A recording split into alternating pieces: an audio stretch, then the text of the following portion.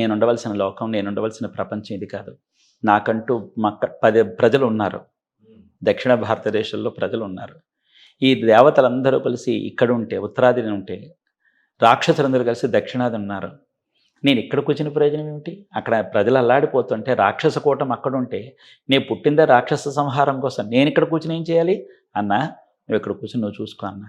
నేను ఇక్కడ కానిస్తా. సరేనా? అండర్స్టాండబుల్ ఒప్పందమే తప్పితే గానీ గొడవ పడి లేదమ్మా. గొడవ లేదు. అప్పుడు ఆ పళంగా సుబ్రహ్మణ్యేశ్వరుడు వస్తూ సుబ్రహ్మణ్యేశ్వరుడు రావడానికి ముందు అగస్త్యరండి. అగస్త్య మహాముని వారు శివపెరుమాను పంపిస్తారనమాట.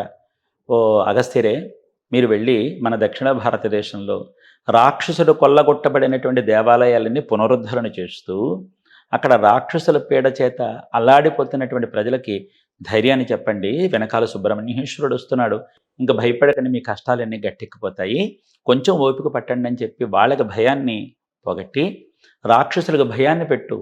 సుబ్రహ్మణ్యేశ్వరుడు వస్తున్నాడు, ఇంకా మీ ఆటలు చెల్లవు, ఇప్పటికైనా మీరు ఎక్కడ వాళ్ళు అక్కడికి పారిపోండి, కాబట్టి తస్మాత్ జాగ్రత్త అని చెప్పి రాక్షసులను హెచ్చరించండి, హెచ్చరించడం కూడా జరిగింది.